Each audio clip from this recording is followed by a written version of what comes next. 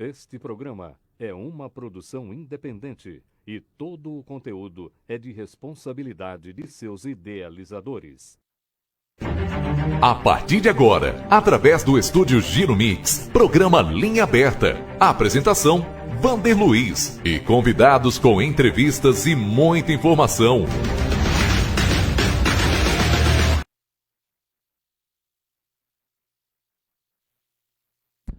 Boa tarde, estamos iniciando mais uma edição do nosso Linha Aberta. Porra, eu tô em cima do carro da polícia aqui? Olha só, são imagens ao vivo da Praça da Matriz. Guilherme, por favor, mostre a Praça da Matriz. Eu quero ver se tem gente demais andando aí. Aliás, o prefeito Cláudio Góes gravou um pronunciamento aí, onde ele está pedindo para que as pessoas evitem sair de casa. Tem muita gente andando pelas ruas. E o prefeito Cláudio Góes, ele já tem falado isso e hoje ele repetiu, dizendo o seguinte, ó. Se continuar essa movimentação de pessoas, se continuar aumentando o número de casos de Covid-19, poderemos ter que retroceder, porque na próxima quarta-feira o governador João Dória vai apresentar lá como é que estão as regiões. Nós estamos hoje na região laranja, né, na zona laranja. Agora, poderemos retroceder, ficar na vermelha. Como poderemos avançar, chegar na amarela. Então é muito importante. Deixa eu ver essa imagem põe um pouquinho dessa imagem para mim. Tem bastante gente na Praça da Matriz, hein? Olha, Jair, a gente não tinha esse ângulo, tinha? Sempre teve esse ângulo. Olha, dá pra gente observar imagens ao vivo, são imagens das câmeras da Associação Comercial de São Roque. A gente vai percebendo que tem uma grande movimentação aqui na Praça da Matriz. Mas já já a gente vai falar mais disso também. Estamos iniciando aqui mais uma edição do nosso programa Linha Aberta e nós vamos ter hoje uma convidada. Está fazendo o contato, já já nós vamos ter aqui a participação da nossa convidada. E daqui a pouco nós teremos também a participação dos nossos colunistas, né? É isso aí, nós vamos ter aí o Zé Balai, o Zé Fernando e também a Simone Júdica participando. Mas hoje no programa a gente vai fazer a abertura e vai começar falando aqui de educação, tá bom? Depois eu vou até falar um pouco mais sobre isso, mas a gente teve um fim de semana muito triste com o falecimento do nosso querido Alcides de Oliveira Pinto, nosso Cid Marmelo. Ele acabou se envolvendo num acidente lá no acesso a Castelo, na última quinta-feira, no momento em que ele cruzava o acesso à rodovia Lívio Talhasac para ter acesso à estrada do Mombaço, onde tem seu sítio, e infelizmente acabou ocorrendo choque. A batida pegou a lateral do seu carro, exatamente do lado do motorista, e com fraturas, né, várias fraturas. Passou por cirurgia no Hospital das Clínicas, bacia, costelas foram fraturadas e a gente estava numa grande expectativa da recuperação do nosso Cid Marmelo, de 91 anos, mas infelizmente na noite de sábado as informações começaram a circular que o estado de saúde realmente estava muito difícil, né? Já era irreversível e depois veio a confirmação da morte do nosso querido Cid Marmelo. Então foi realmente um fim de semana triste. O Cid Marmelo é uma pessoa muito querida, contava muitas histórias pra gente. Eu lembro sempre muito da festa junina que ele fazia, a festa de Santo Antônio, que eu tive a oportunidade de participar algumas vezes. Foi muito triste esse fim de semana a gente ter a morte do Cid Marmelo, 91 anos. Nossos sentimentos, nosso abraço muito especial à dona Eunice, professora Anice, né? Ao Alni, que eu tive a oportunidade de conversar ontem, nesse momento muito triste, né? Mas de mandar para ele o nosso abraço, e também ao Júnior, né, que é médico oftalmologista, né, os dois filhos do casal. Então, nossos sentimentos aí pela passagem do nosso querido Cid Marmelo, né? Vai deixar realmente uma grande saudade aqui pra gente. Mas estamos iniciando aqui mais uma edição do nosso Linha Aberta e eu quero começar aqui no programa de hoje com uma entrevista. Vou conversar aqui com a Irma Ugarelli Manfrenotti. O sobrenome é comprido aqui. A Irma Ugarelli Manfrenotti, que é coordenadora do Anglo São Roque, e a educação está vivendo um momento diferente. Como o mundo está vivendo um momento diferente, e a Irma vai falar para a gente como é que está sendo todo esse processo. Irma, muito obrigado pela sua participação. Boa tarde, tudo bem, Irma? Boa tarde, Vander. Como está? Eu que agradeço a possibilidade de falarmos sobre esse tema tão importante, a educação em nosso país. Olha, é muito importante a gente falar porque, de repente, né, Irma, a gente teve uma mudança muito grande. A gente já tem aí o AD, ensino à distância, com seu espaço, mas, de repente, no ensino normal, né, no ensino fundamental, no ensino médio, de repente, passar para online. Como é que está sendo essa experiência? Como é que vocês estão fazendo, por exemplo, aí no Ângulo São Roque, Irma? Como é que foi toda essa mudança?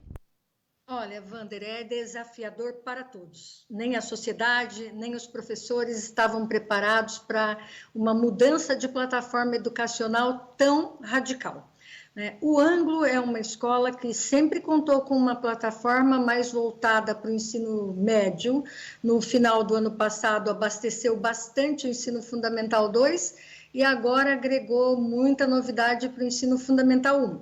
Então, nós temos contado com esse apoio tecnológico, com um grupo grande de educação, acredito que um dos maiores do mundo, o Ângulo Somos Educação, foi negociado há 2 anos com um grupo chamado Croton por 49,5 bilhões de dólares. Então, é uma empresa de valor expressivo, dona da Editora Abril, Scipione, a Anhanguera Universidade, enfim, é um grupo muito grande e, por esse motivo, tem um suporte tecnológico maior para oferecer, o que ajuda bastante aqui. Ajuda, entretanto, nós sabemos que é desafiador para todos. Pois é, e com toda essa estrutura, né? Mas foi de repente, né? Que aí começou a pandemia e tal, e de repente, num fim de semana, falou: a partir da semana que vem não tem aula, e aí começamos a ter toda essa adequação. O André, o meu filho, estuda no Ângulo, e a gente tá vendo lá que ele tem que acordar lá cedo, porque as aulas estão começando às 7 da manhã. Quer dizer, os alunos do Ângulo estão com a grade, quer dizer, tem que acordar cedo e tem que acompanhar todas as aulas online. É isso, né, Irma? Exatamente, porque é muito importante que essa juventude tenha uma rotina. Eu também tenho meu filho que estuda no Ângulo, está no 6º ano, hoje tem 11 anos meu filho, e é muito importante que acorde cedo, que esteja adequado no espaço para estudar, que tenha esse estímulo. O ano de 2020 tem de ser aproveitado, essa meninada precisa estudar, não é, Wander? Agora, a gente está acompanhando, né, como pai, a gente está vendo a rotina do filho. Mas e a rotina do professor? Você como coordenadora, como é que foi isso, né? Porque o professor está acostumado ali na sala de aulas, está olhando, está vendo os alunos e de repente teve essa mudança também. O profissional, o professor, como é que tem sido essa reação do professor nesse novo jeito de dar aula? É impressionante, Wander, porque quem ensina sempre tem que aprender, sempre. Principalmente movido por esse desconforto momentâneo aí da pandemia.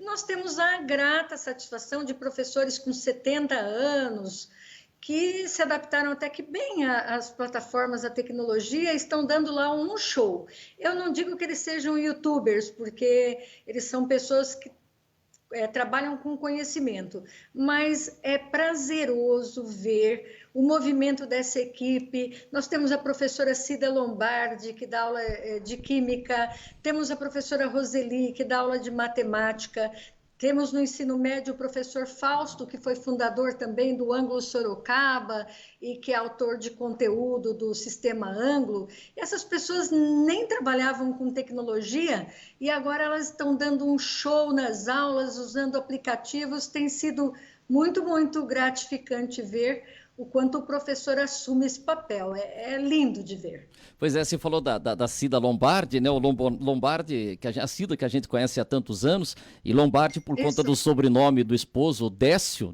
que São Roque todo mundo se conhece, né? O Décio que é irmão da minha vizinha, da Zélia, o Décio, fui no casamento do Décio, eu era pequenininho, mas eu fui no casamento. E a Cida Lombardi, a Cida, né, que a professora Cida, que é filha do nosso Luiz do Seminário, né? Quando fala em São Roque, lembra do Luiz do Seminário, já lembra da Cida aí. A Roseli também, que a gente conhece já há um bom tempo, a esposa do Rodolfo, né?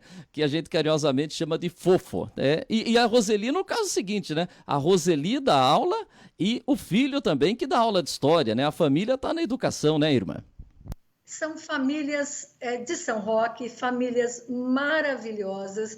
e que complementam um prazer imenso do Ângulo São Roque de estarem conosco. E vou te falar, surpreendem todos os dias, famílias para agregarem, e que garra que tem, viu, Vander? É maravilhoso de ver. O que eu tenho para te dizer é que contar com essa equipe é algo fenomenal. Cida fenomenal, Roseli fenomenal e outros professores incríveis que nós temos aqui de São Roque, como o Luiz Ninja de matemática, que é muito festejado pela meninada, e enfim, os nossos números têm mostrado grande eficiência aí com essa turma que trabalha pra caramba.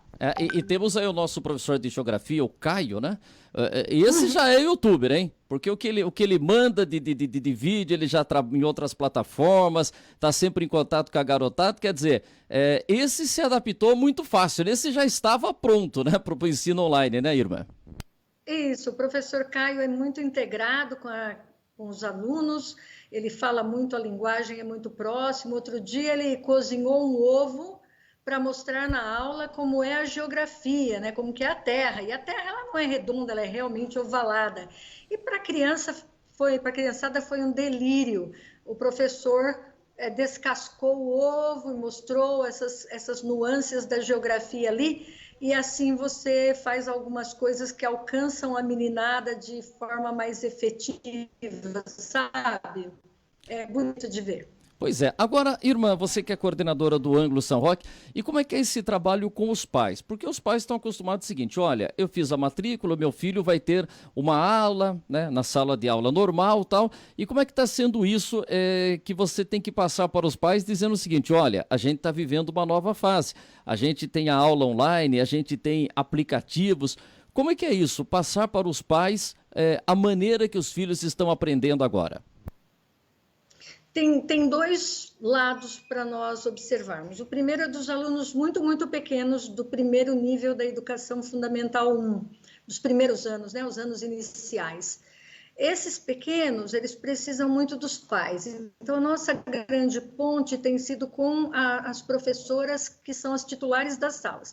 Embora cada sala de aula desses alunos tenha pelo menos 8 professores, que tem espanhol, tem inglês, tem música, tem um programa do Franklin Covey, que é o Líder em Mim, educação física, enfim, há muitas disciplinas para eles estudarem. Mas a professora líder faz a comunicação com as famílias e organiza esse visual para os pais. Agora, os maiores, eles têm mais autonomia, sabe, Vander? Aí eles entram lá e, igual o seu filho, que é um youtuber também, gosta de participar desses momentos eletrônicos. Esses são menos traumáticos para os pais, porque, ao contrário, às vezes eu chamo os pais para alguma reunião e são os filhos que destravam o microfone. É bonito de ver, sabe? Tem que ter toda essa integração. Agora, Irmã, com a sua experiência como educadora, muita gente está falando o seguinte, esse é um ano perdido para a economia, é um ano perdido para uma série de atividades. Para os alunos, né? Esse vai ser um ano perdido ou, com o auxílio da tecnologia, a gente tem como ter um ano em que essas crianças não percam com relação à educação? Vander, o prejuízo existe porque a escola ela não veicula só conteúdo, a escola veicula socialização. Então, eu que fico ali na escola das 7h15 da manhã até as 17h30, eu vejo a alegria com que essas crianças convivem. O conviver é alguma coisa insubstituível. O prejuízo cognitivo eu não vejo, porque a tecnologia ela comporta bem, ela compõe, os professores estão vendo e revendo os conteúdos. E também o sistema de uma escola, se ele não for dessa forma como eu vou dizer agora, então, por exemplo, uma criança do primeiro aninho do Fundamental 1, ela vê em matemática, ela coloca o dedinho em uma linha que diz assim, olha, entre o número 5 e o número 15, copie esses números. Então, ela já começa a trabalhar, por exemplo, em matemática, situações de grandeza, desde o primeiro ano do Fundamental 1. Depois, isso vai ser retomado e aprofundado em toda a série, de acordo com a possibilidade da criança e a necessidade. Então, o sistema Ângulo, ele funciona assim. Por esse motivo, além de a tecnologia compor o conteúdo, ainda existe o vínculo com os professores nas aulas online e existe também a possibilidade de eles aprofundarem e revisarem no retorno presencial em outras séries. Eu vejo que os alunos de séries finais, eles terão de se esforçar mais, especialmente terceiro ano do ensino médio, que vai se preparar aí para a jornada do vestibular. Mas, para nossa sorte, o Unicamp, por exemplo, divulgou semana passada uma adaptação na prova, o Enem divulgou um adiamento dessas provas, e assim nós também percebemos que existe um movimento no mundo que vai ajudar os nossos alunos a se adaptarem, a não ficarem prejudicados. Então, assim, não é só a escola que vai garantir tudo isso, mas é esse movimento integrado de universidades e de Enem, para que os meninos tenham condição de igualdade e competição. Pois é, e quem está nesse último ano aí que tem Eu me sinto bastante tranquila. Pode completar, pode completar. Eu me sinto tranquila e eu sou muito adepta do pensamento do professor Leandro Carnal, que ele diz assim, 2020 não pode passar em branco, nós precisaremos de profissionais formados e que vão ser derivados dessa data aqui lá para frente. Nós precisamos de médicos, de enfermeiros, de engenheiros, de dentistas, de toda a ordem de profissional. Não podemos considerar um ano perdido de forma alguma. É papel nosso, dos educadores e das famílias em conjunto, porque ninguém faz nada sozinho, continuar nesse caminho para termos nossos filhos formados, especialmente no Brasil, que é um país em desenvolvimento e tem essa necessidade de uma mão de obra de qualidade. E como diz o Leandro Carnal, eu prefiro uma escola 7 do que uma escola 0. Okay. Agora, Irma, falando desse pessoal que está aí se preparando para vestibular, tem o Enem que foi adiado, como é que vai ser esse pessoal que vai ter que prestar vestibular? Você já falou alguma novidade aí da Unicamp? Como é que você está imaginando? Que recado você passa para os pais desses alunos que estão no momento decisivo, que é o momento do vestibular? Sabe, Wander, eu acho que o nosso papel também é plantar esperança, não é? De notícias ruins, está tudo muito pleno. Então, algumas ações que eu penso. Primeiro, os alunos do ângulo e das escolas particulares, eles estão bem assessorados, eles fazem aula online. No ângulo, por exemplo, no ensino médio, eles têm uma apostila com aula enumerada, e além da aula online com o professor, que é hoje o responsável pelo encaminhamento daquela disciplina, ele tem aula a aula, a teoria em vídeo e tem as resoluções do exercício em vídeo. E ele pode aproveitar tudo isso e pode conversar com o professor e explorar. É muito importante que essa meninada nossa fique revestida de fé e de esperança, acredite no futuro deles, aproveite todas as oportunidades que existem, até porque existem outros aprendizados periféricos aí, né? A pessoa aprende a lidar com tecnologia, a pessoa aprende a lidar com a própria ansiedade e a se concentrar e a ter foco, e esses aprendizados serão muito úteis para que ele enfrente um vestibular também. Até porque o Enem lançou uma versão digital para esse ano, e é uma tendência forte que os vestibulares sejam em plataformas digitais. Isso realmente é muito importante, né, nesse momento que esse pessoal está pensando aí o que vai definir com relação ao futuro. Agora, Irma, você acha que o jovem estudante pensar o seguinte, olha, eu quero ser, quando crescer, tal profissional, né? Quero para determinada área. E tem esse pensamento. Agora, com essa pandemia, com esse jeito que a coisa está mudando, você acha que vai influenciar também na escolha profissional? Muita gente, pelo desempenho que alguns profissionais estão tendo nesse momento, na linha de frente, você acha que pode fazer com que esse jovem, nesse momento, pense em seguir uma outra carreira? Seguramente, Wander, o que identificamos na educação é que muitos jovens eles têm de fazer uma escolha. E por nossa experiência, até é comum ver um aluno que fez uma escolha, depois ele vai e começa a frequentar aquela universidade, não se agrada muito daquele curso, volta. Então, assim, claro que o jovem pode flutuar. Entretanto, há outros jovens muito seguros do que querem para a vida deles. A minha visão é de que o que ele vai fazer pode não modificar muito. Vamos precisar de engenheiros, arquitetos, médicos, dentistas, vamos precisar de pessoas que se voltem para programação, para computadores. Não é exatamente o que, mas o como esse jovem vai trabalhar pode sofrer uma séria modificação daqui para frente. O mundo não será mais o mesmo depois dessa pandemia, porque houve uma rede de aprendizado, tem acontecido, e isso nos remete não para um novo caminho, mas para um novo modo de caminhar. E eu acho que isso é bom, porque nós vamos precisar aproveitar mais o tempo. Irma, você mandou um texto para a gente a semana passada e a gente colocou lá no nosso site, no vanderluiz.com.br. Você mandou o texto assim: do dia em que aprender uma palavra já é muito importante. Quem quiser depois pode entrar lá no nosso site, vai encontrar esse texto. Mas por que você resolveu escrever esse texto e com esse título? Do dia em que aprender uma palavra já é muito importante. Vander, eu sou uma pessoa apaixonada pela educação, apaixonada. E eu acredito que a educação é o único elemento transformador na vida das pessoas. E por pesquisas internacionais, tem uma plataforma que chama Human Research, ela diz o seguinte: se você quiser ser um profissional muito assim, de pouca qualificação, você tem de dominar 5.000 palavras. E se você quiser ser um executivo, você precisa dominar 50.000 palavras. Então, eu fico encantada quando eu vejo um jovem, um adolescente dominar mais uma palavra. E que essa mais uma seja em português, em espanhol, em mandarim.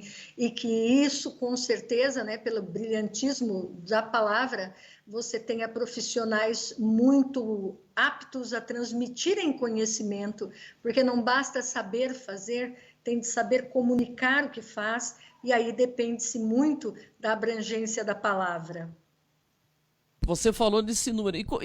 Existe um estudo, como é que a gente pode saber quantas palavras eu conheço? Como é que a gente... É muito interessante isso da pesquisa, a ciência é uma coisa assim, impressionante, né? Como é que a gente chega... Olha, a pessoa domina, conhece 5.000 palavras, 10.000 palavras. Como é que a gente chega nesse percentual?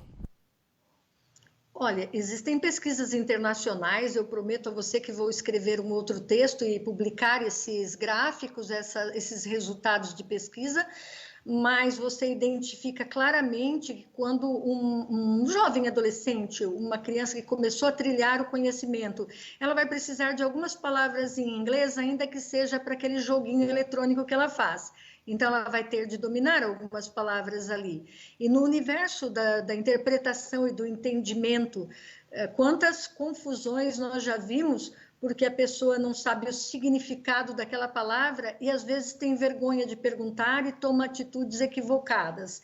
Então, o poder de comunicação de uma pessoa, quer seja para entrevista de emprego no futuro ou para a continuidade dos estudos, quando ela vai ter de publicar documentos acadêmicos, ela precisa dominar um vocabulário que, inclusive, você pode observar, faz parte até das palavras-chave, que hoje na internet nós chamamos de AdWords, né, são as metanames que vão dizendo, por exemplo, para você gerar uma busca, em quantas palavras importantes aquele documento está ligado.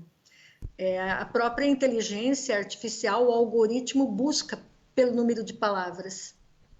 Isso é muito importante, né? Porque hoje o pessoal acompanha aí o Big Brother, mas tem muita gente que não sabe que o Big Brother, o Grande Irmão, vem exatamente de um livro, né? 1984, que foi escrito em 48, aí o autor do livro, George Orwell, ele inverteu o final, falou assim, olha, isso que eu estou escrevendo em 48, eu acho que em 84 a gente vai estar nesse sentido aí, que era o Big Brother vigiando tudo. Então o Big Brother vem desse livro, 1984, mas para quem leu o livro, eu já li, mas já esqueci algumas coisas, tal, preciso reler, mas disso da dominação, da pessoa ter a sua vida vigiada e de ter a manipulação, o livro fala na redução do vocabulário.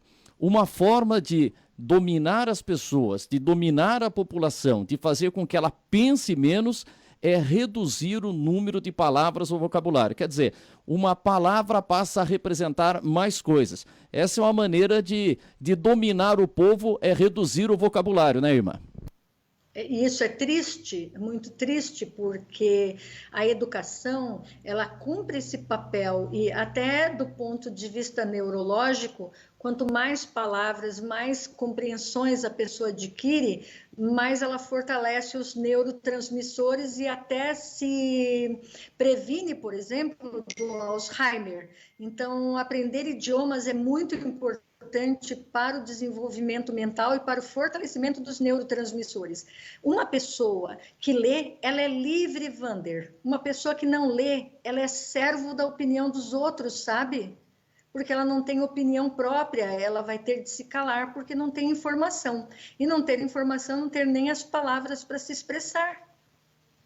Você vê, eu vou entrar num detalhe importante que é a redação, texto, que a irmã domina muito, mas eu só queria que ainda em cima desse texto que ela mandou para a gente aqui, você separou nesse texto o exemplo da professora Cleone Cândida de Araújo Medeiros, de 55 anos, o Guilherme vai colocar a foto dela aqui, e essa professora colocou uma mesinha na porta da casa dela para entregar as tarefas impressas e tirar dúvidas de alunos que têm acesso limitado à internet. Isso foi em Campos Verdes, lá na região norte de Goiás. Quando você fala isso do ensinamento, da educação, do professor, aquele que ensina tem que estar sempre aprendendo, esse é um grande exemplo que a gente recebe aí dessa professora, né, irmã? É fantástica, essa pessoa é fantástica, ela merece todas as nossas homenagens, porque quando uma pessoa se esforça para modificar o status quo de um ser em aprendizagem, né? Um adolescente, uma criança, ela tem cumprido não uma profissão de professora, mas uma missão fantástica. Uma missão incrível, transformadora. Ontem mesmo eu vi uma entrevista com um professor do Ceará, um professor brasileiro, que hoje é diretor na Coreia do Sul de escolas incríveis e que fala 5 idiomas. Essa pessoa que saiu do Ceará deve ter passado pela mão de bons professores. E com certeza é reconhecido em qualquer lugar do mundo, porque o conhecimento tem valor. Essa professora planta uma semente magnífica que vai florescer. O nosso Jair Oliveira Prado, que mora em Indaiatuba, morou muito tempo aqui em São Roque, agora está lá em Indaiatuba, ele faz uma pergunta aqui para provocar você. E para ser político, Irma, quantas palavras tem que dominar? Ele acha que são poucas palavras. Político tem que ter muita... Não. Para ser político, não é só uma questão de palavra, porque não é só o que eu falo, mas é como eu falo e a quem eu quero atingir. E quando você é um político da massa. E aí precisa realmente estudar comunicação, né? Eu conheci alguns políticos já em toda a minha vida e sei que o processo de comunicação é imenso. A minha carreira profissional passa por essa assessoria em comunicação, que treina as pessoas a falarem, inclusive a pensarem antes de falar, porque quando você costuma usar aquela frase, não foi bem isso que eu quis dizer, você perdeu uma chance imensa de dizer bem pela primeira vez, e hoje essa palavra não é ouvida por um só, ela é replicada na mídia e tem uma abrangência que pode manchar a imagem de uma pessoa para sempre. Então, a pessoa tem de ser um engenheiro da arte da palavra para especialmente articular o que quer dizer e alcançar o objetivo. Você falou uma coisa muito importante aí, né? O que está acontecendo? Pensar antes de falar, para depois não ficar, não era isso que eu queria dizer, eu falei no momento. Isso está faltando muito, né? Principalmente nas redes sociais, qualquer notícia que você coloca lá, já vem um comentário. Isso é muito importante. Até aquele ditado que fala, né? Que a gente tem que ouvir mais e falar menos. É até por isso que a gente tem 2 ouvidos, né? 2 orelhas e uma boca. A gente tem que ouvir mais e pensar muito na hora de abrir a boca, né, irmã? Olha, Wander, vou até complementar. A rede social, ela traz um momento muito rico para a nossa vida, porque ela permite uma conexão com as pessoas nunca antes vista.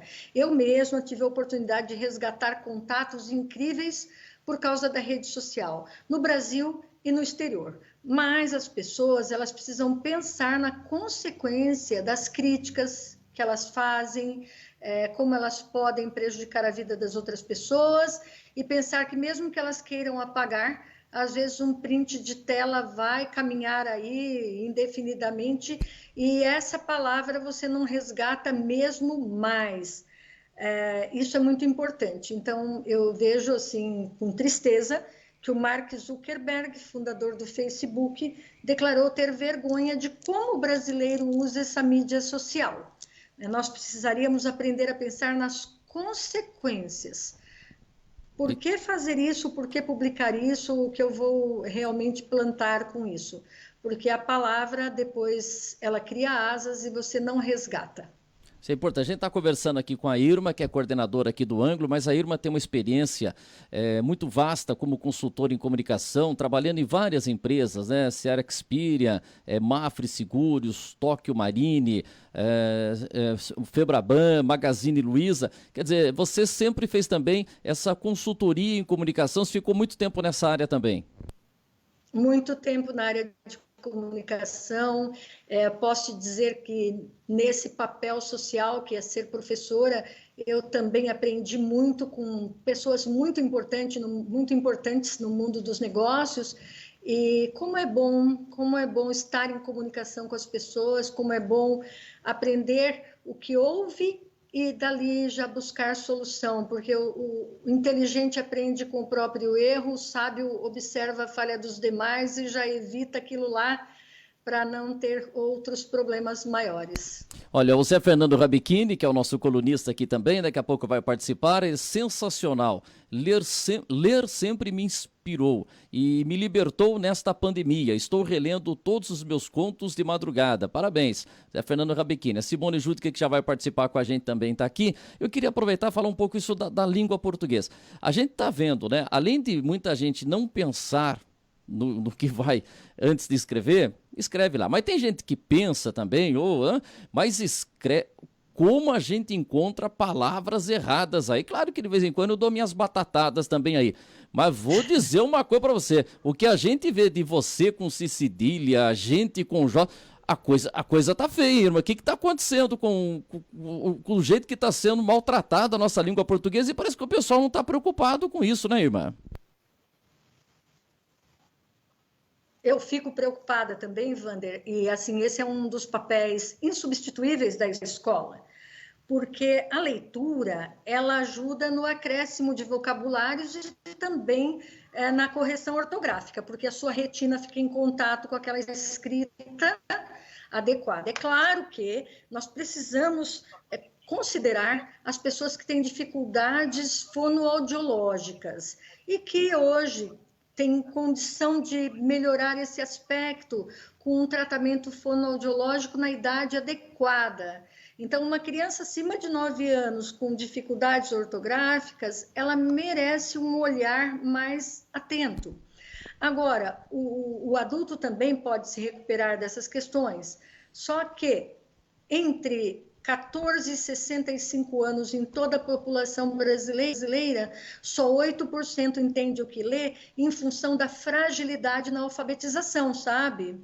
E numa fragilidade de alfabetização, a pessoa ela tem uma ortografia diferente da norma culta, mas eu quero também salvaguardar, Wander, que eu tenho tios da área rural e que não tiveram muita oportunidade de estudar, e eu tenho muito orgulho de vê-los escreverem na mídia social e se comunicarem conosco, apesar dos erros ortográficos deles, sabe? Isso não os desmerece, eles têm um conhecimento de vida muito grande.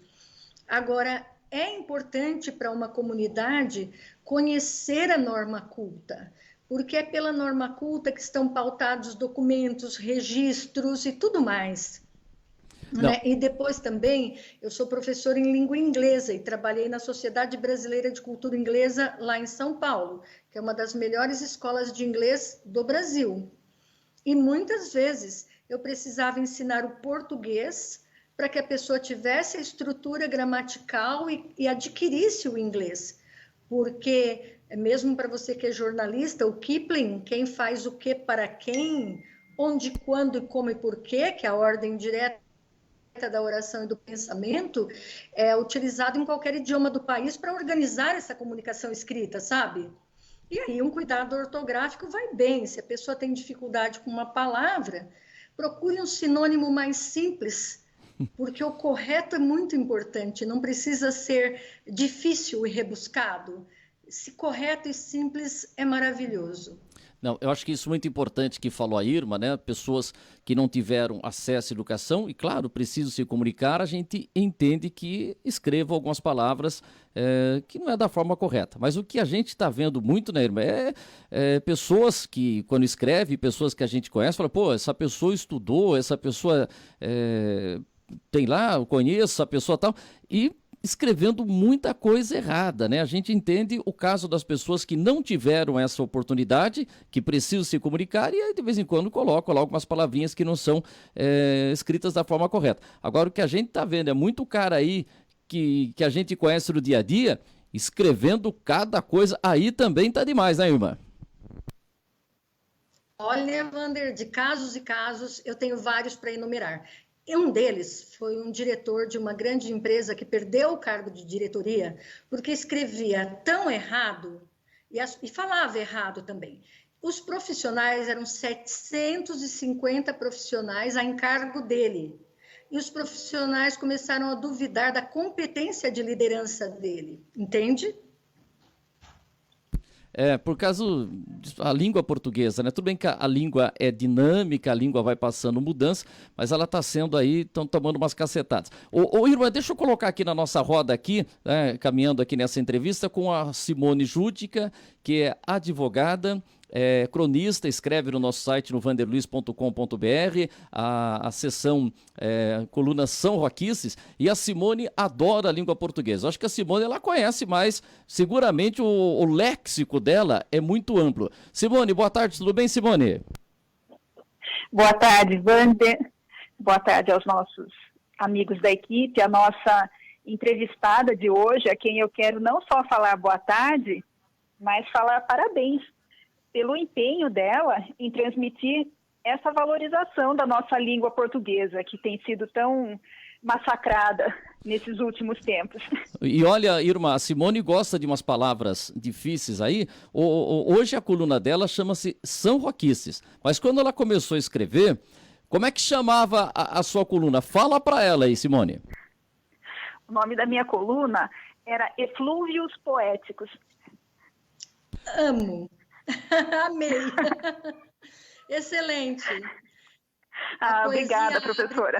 E várias vezes eu precisava explicar o que significava o nome da coluna.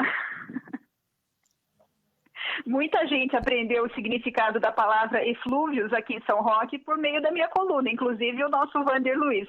É que tem palavras que vão sumindo, né? Eu tive uma vez a oportunidade de entrevistar o Benedito Rui Barbosa lá na Jovem Pan, porque o Benedito Rui Barbosa, antes de escrever novelas, ele foi jornalista esportivo e ele participou de uma forma direta da construção do Morumbi, né? Como publicitário e tal. E aí eu tive a oportunidade de entrevistar o Benedito Rui Barbosa, que tinha um neto dele que participava lá do programa com o Flávio Prado, Jovem Pan no Mundo da Bola, e a gente teve um dia o Benedito Rui Barbosa entrou. E aí eu falei, pô, Benedito Rui Barbosa, acompanhei muitas novelas que você escreveu, Os Imigrantes e tal, mas tinha uma novela chamada Paraíso, em que tinha um cara lá numa emissora de rádio que ficava criticando o prefeito, que falava, e ele chamava o prefeito de alcaide, porque esse alcaide, o vereador era edil, que a gente até usava até pouco tempo aqui no nosso Jornal Democrata, usava muito aquele, escrevia no próximo dia 15, PF, próximo futuro, no último dia 20, no dia 20, PP, próximo passado. E aí eu falei que um dia, esse radialista que criticava lá o prefeito, ele falou assim, a nossa prefeitura está acéfala. Eu falei, caramba, né? Aí eu fui olhar lá no dicionário, tal, e aí eu falei pro Benedito Rui Barbosa, e ele falou em cima disso que você colocou da crônica. Olha, se alguém assistindo novela aprendeu mais uma palavra, ele já se dava por satisfeito. E eu tive essa experiência com o Benedito Rui Barbosa, irmã. Isso é maravilhoso. Uma palavra, ela pode ser uma ponte. Eu digo que a palavra, ela não foi feita para ferir ninguém, ela sempre é essa ponte em que o amor vai e vem. Eu gosto muito dessa expressão de uma poesia E como é lindo quando uma pessoa, de repente, entende, faz um significado mental, porque ela entende o que aquilo quer dizer e se apropria e depois utiliza. É maravilhoso. Agora, Irma, pessoas que têm um vocabulário mais amplo, elas estão tendo que dar olha, vamos deixar um pouco mais popular o dicionário para as pessoas poderem compreendê-la, e teria que ser o contrário, né? As pessoas teriam que aprender umas palavras para entender. E o que a gente está vendo é que pessoas hoje têm que usar palavras mais simples para que elas sejam entendidas, né? E tinha que ser o contrário, né, Irma?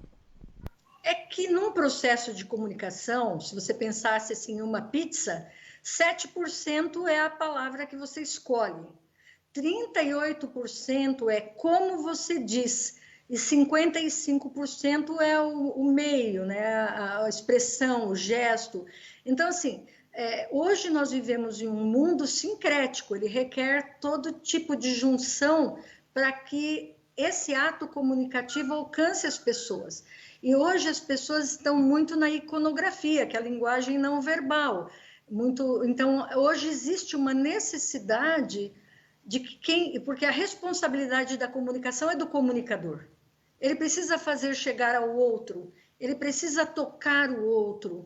Então, ele precisa se valer desse empenho, né? Eu digo que a comunicação é um ato de solidariedade. É um empenho do emissor para alcançar o receptor.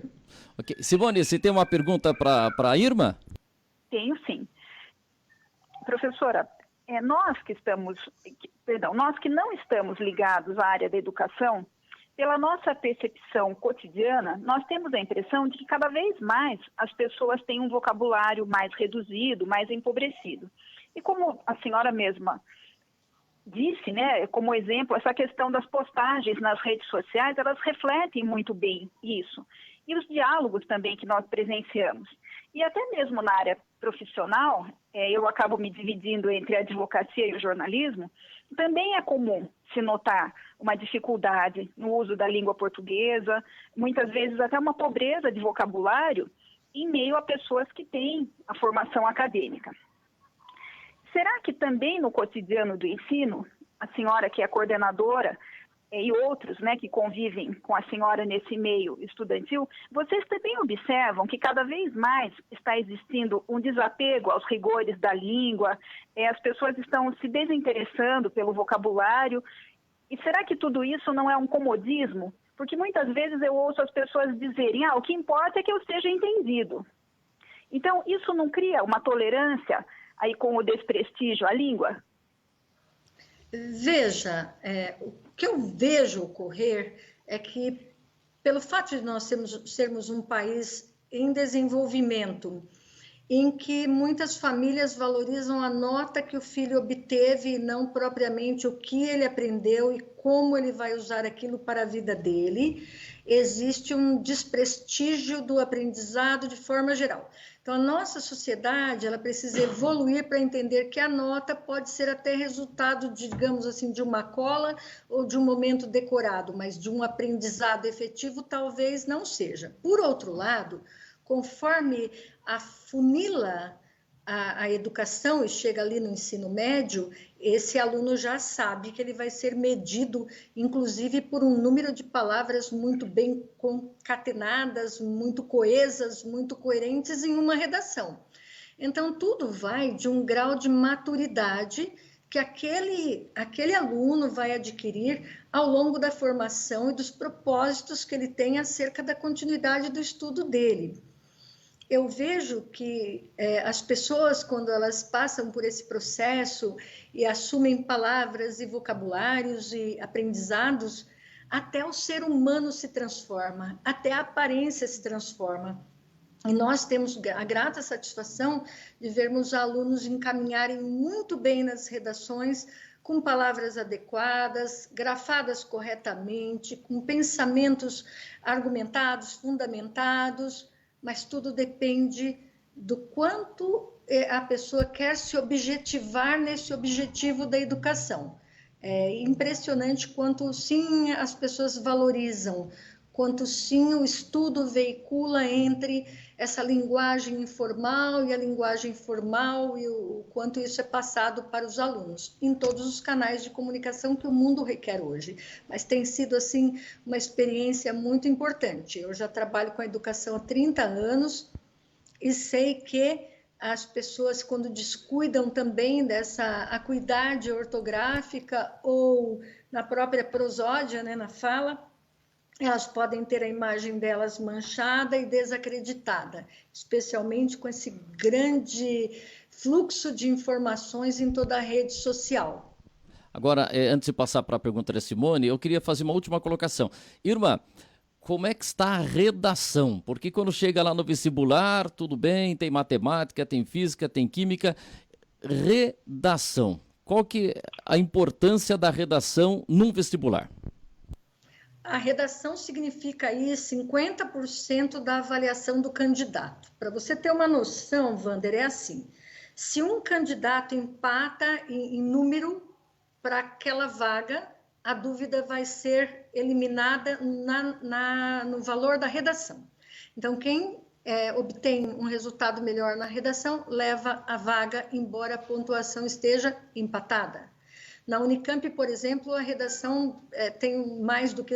Português, né, língua portuguesa, tem mais do que 50% do valor, porque além da redação, tem literatura, tem gramática, interpretação de texto. Então, assim, a redação é fundamental. É ali que você observa o quanto esse aluno aprendeu de todas as disciplinas e é capaz de trazer um repertório para sustentar a argumentação dele. Por exemplo, no caso da Unesp, que foi sobre armar ou desarmar a população, acho que no ano de 2019. Não importa se o aluno é favorável ou contrário, isso não pesa nada na escrita dele. Agora, pesa se a argumentação dele é consistente para a defesa do ponto de vista, entende? É isso aí, conhecer as palavras ali. Simone, se tem mais alguma pergunta para a Irma, eu posso dar um abraço aqui na Irma? Então, eu ia falar justamente sobre a questão da redação. Pode falar. Que a redação continua sendo o grande monstro, ainda que assombra os alunos, porque é natural essa dificuldade de escrever, e hoje as pessoas escrevem muito aí pelos meios da tecnologia. E com os meios da tecnologia, existem os corretores automáticos, que acabam sendo muletas. Então, como que o estudante ele se comporta naquele momento em que ele não tem essas muletas ali dos corretores automáticos e tem que escrever com aquilo que ele tem dentro de si? E aí, mas quando não tem ali quando não tem o Google do lado? Quando não tem o Google do lado, ele tem que ter repertório. E esse repertório, ele precisa necessariamente ser construído durante os 14 anos da educação formal. E esse repertório ele é constituído em todas as disciplinas, porque quanto mais esse aluno conseguir entrelaçar os argumentos com suporte de física, química, biologia, história, filosofia, sociologia, melhor argumentado ele está, mais resultado ele traz. Então, esse é um papel da escola, de mostrar para ele o quanto a educação está em rede, ela não é mais tão cartesiana como foi um tempo atrás. Hoje não basta só saber, tem de colocar esse conhecimento interrelacionado. E esse despertar para a redação, ele é feito desde sempre. Então, ele vai aprender todas as tipologias textuais. Quando você pega, por exemplo, o Enem, é só a dissertação, é argumentativo. Quando você vê FUVEST, também são provas com alguns critérios diferentes, é a dissertação ortodoxa, que vem desde lá da antiga Grécia, com a diferença da intervenção que o Enem exige, da não intervenção que a FUVEST deixa estar, é só uma síntese, né? Tese, antítese, síntese na USP, na FUVEST. E na Unicamp, em que eles valorizam todo tipo de texto veiculado socialmente. Então, o aluno precisa saber trazer o conhecimento e veicular nesse tipo de texto.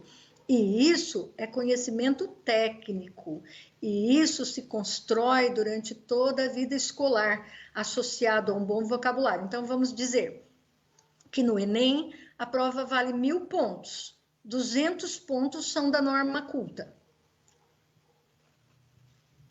Ok, você vê que é um número bem elevado aí. Irma, eu quero agradecer demais sua presença, Irma Ugarelli Manfrenotti, que está participando com a gente aqui.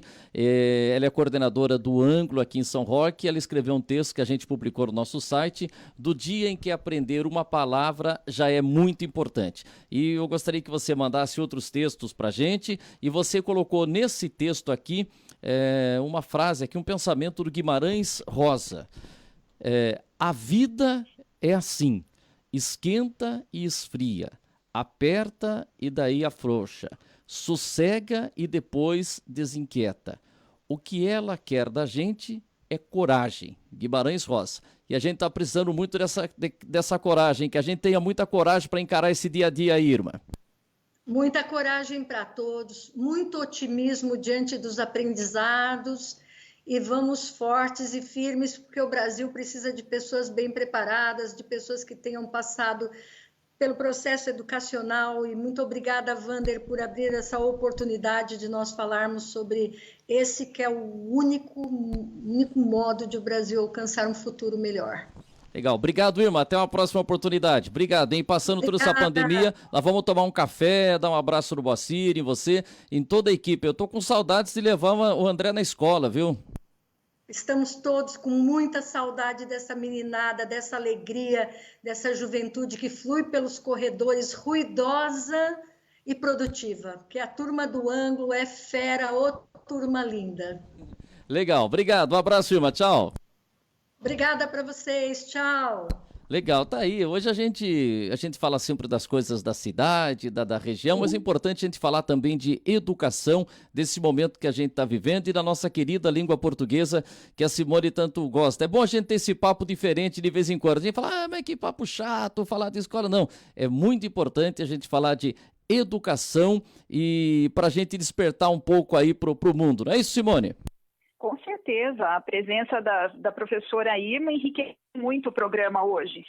Como é bom poder ouvir alguém que tem tanta experiência com a área da educação e também que sabe expor de uma maneira tão clara a importância da valorização da língua.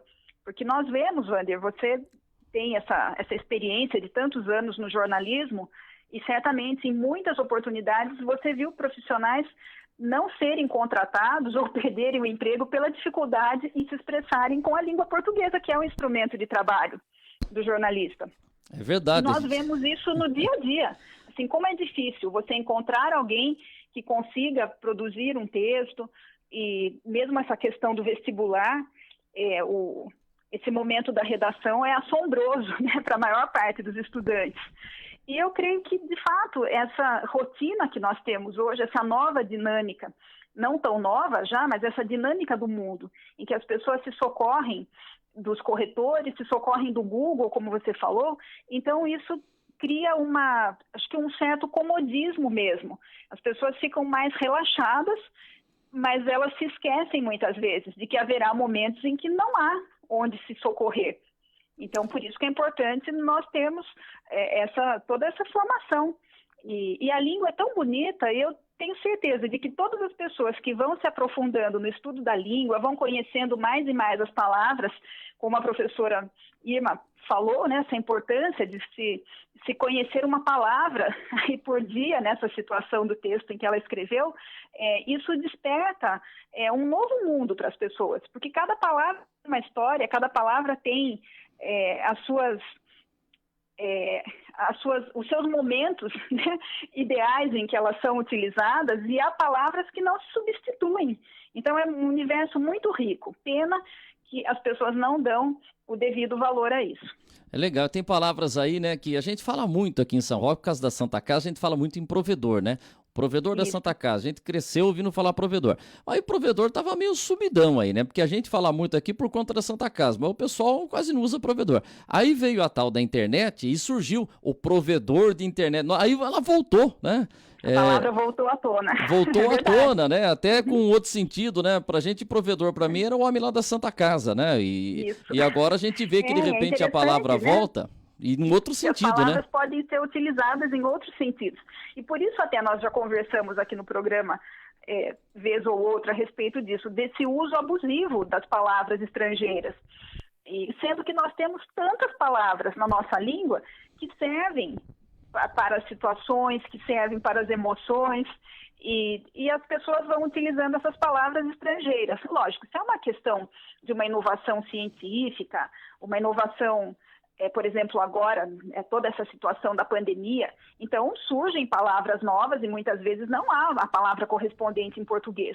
Mas para inúmeras outras situações do nosso dia a dia, nós temos as palavras e acabamos usando, né, aqui no nosso cotidiano mesmo.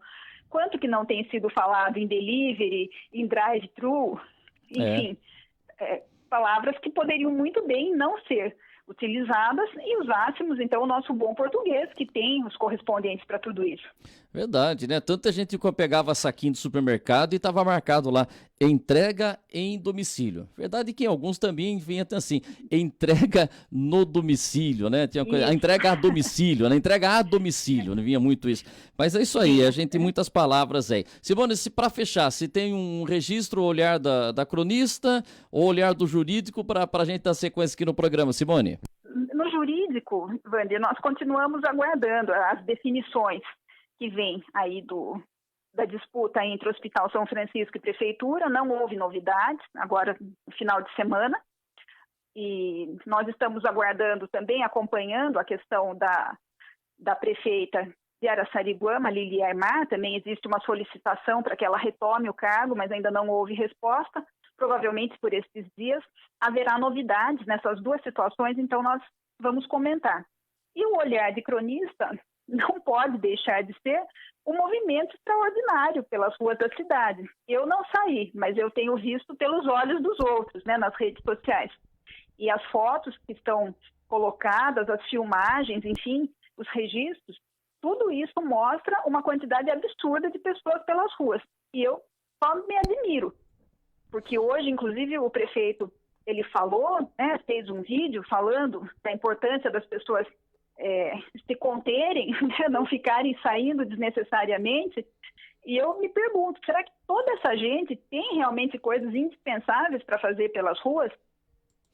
Muita gente nas ruas aí, quer dizer, ou depois a gente vai até colocar esse depoimento do Cláudio que a gente tem aí, pedindo, olha, alertando, tem muita gente, os casos estão aumentando e do jeito que a coisa está indo, vamos aguardar o resultado aí da próxima quarta-feira, quando o governador vai dizer se a gente vai ter mudança da fase aí, que a gente está na fase laranja aqui em São Roque, mas se aumentar demais os casos aí nós podemos ficar na vermelha, quer dizer, aí vamos voltar atrás aí. Agora.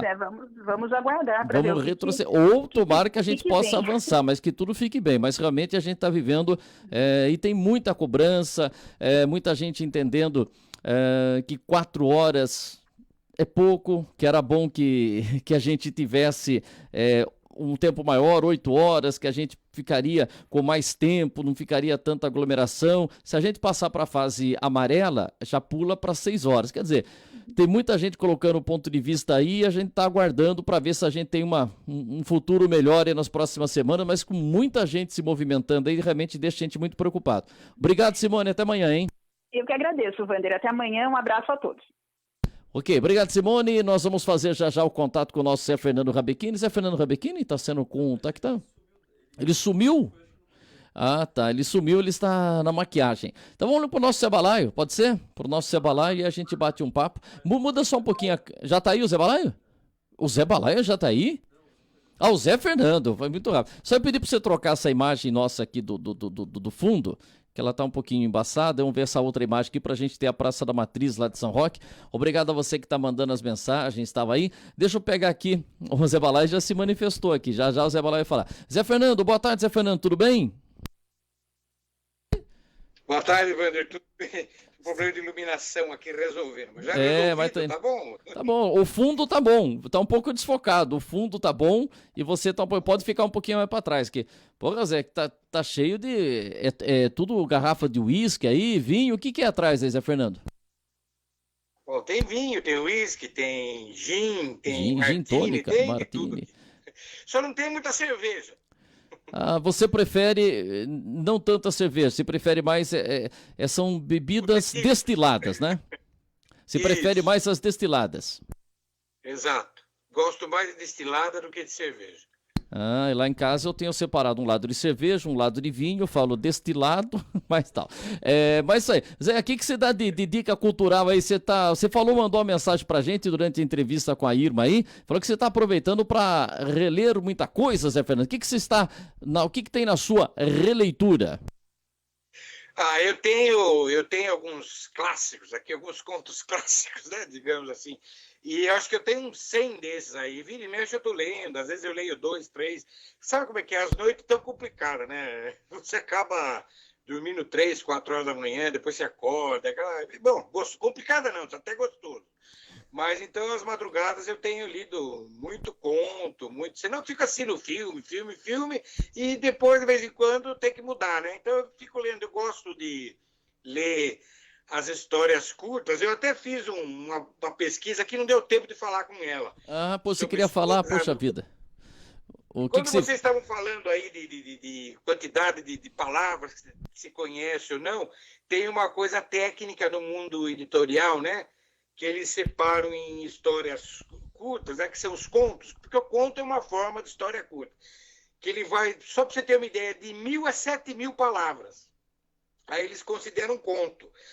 E eles têm, entre eles, aí eles têm aquela novelete que eles falam, que vai de 7.000 a 20.000 palavras. Depois tem a novela, que vai de 20.000 a 50.000 palavras. E acima de 50.000 palavras, eles já consideram conto. Que isso tudo, na verdade, era uma forma de você, antigamente, de você conseguir ganhar mais dinheiro, tal. Hoje em dia, as histórias curtas voltaram em moda, que esses negócios aí de iPad, esses negócios tudo aí, tablet, celular, as histórias curtas ganharam mais destaques, porque antigamente você ganhava mais dinheiro se você escrevia um livro de 300 páginas, 200 páginas, do que um conto, né? Você ganhava menos dinheiro, porque o caro num livro é você pagar o autor, é você pagar alguém que te faça a capa, né? Ou, tipo, o papel e a tinta hoje em dia é pouco. Então, um livro com 50, 80 páginas, ele é quase o mesmo preço do que um livro de 250, 300. Só que na hora de cobrar, um livro de 50, 100 páginas, você não consegue cobrar mais do que 15, 20 reais. Em compensação, um livro de 250, 300 páginas, dependendo do autor, você cobra até 100 reais. Então, é uma forma... E hoje em dia inverteu. Que a moçada quer sentar, aqui no Brasil nem tanto, mas já está começando. Você quer sentar no seu metrô, no seu trem, no seu ônibus, e você vai e volta e lê uma história. Voltou a ser aquilo que o Edgar Allan Poe falava muito. Livro bom é aquele que você lê, história boa é aquela que você lê numa sentada. Quer dizer, vai de meia hora a 1h30. Você senta a ler, se satisfez com aquela história. Hoje em dia voltou a isso. As pessoas e os Amazons da vida descobriram que eles podem ganhar até muito dinheiro com isso. Então, se você vai nesses sites aí, você vê uma quantidade imensa de contos, de histórias, e você vai procurando o seu autor, aqueles que você gosta. Eu até invejo no bom sentido. Eu falo, puxa, como gostaria de estar escrevendo. Não para ganhar dinheiro, que eu já não preciso mais. Graças a Deus, vida já me recompensou. Então, mas eu gostaria muito de estar contando alguma história e acrescentando alguma coisa na vida das pessoas. Dizem que para marcar a presença no mundo aqui, o cara tem que ter um filho, já fiz essa parte, plantar uma árvore, também já plantei, e escrever um livro, mas eu troquei o livro por montar um site. O site substitui o livro, Zé Fernando? Substitui, claro. Então tá bom. É como eles dizem, se alguém se enriqueceu, uma pessoa ganhou alguma coisa, enriqueceu ganhou no sentido intelectual, no sentido de vida, ganhou alguma coisa com esse seu site, você já tem que estar muito satisfeito, cara. Já é sensacional. Você interferiu e ajudou alguém fazendo um bem para ela. Se eu tivesse condições de fazer um site, eu faria também. Pode fazer. O filho você fez 2, né, Zé? Pelo menos oficialmente 2. Árvore, você plantou árvore? Um monte. Nossa, como professor, então, todo dia da árvore, eu ajudava a plantar um monte. Todo 21 de abril ia lá e plantava. E o livro... mas você faz um site que vale também. Você escreveu... Vale o roteiro? O roteiro vale, você fez roteiro? Eu escrevi um monte quando estudei. Um monte. Eu escrevi alguns enquanto eu fazia curso. Nenhum foi aprovado, era muito ruim. Mas foi escrito. Mas um dia alguém vai descobrir isso daí daqui a 50, 60 anos e fala assim, como é que não fizeram uma obra desse cara aqui, pô? O cara era avançado, o cara era fora do seu tempo. Tomara. Para o nosso Alain Vianney também. Não faria, viu? São ruim mesmo. Viu? Para o nosso Alain Vianney que está acompanhando aqui o nosso programa também, que dica cultural você dá aí? O que você quer passar de cinema? O que você quer passar, Zé Fernando, para a gente chamar o Zé Balaio? Vamos lá, então rapidinho. Tem um filme muito bom na Globo, né? Às 22h20, que é o Ben-Hur.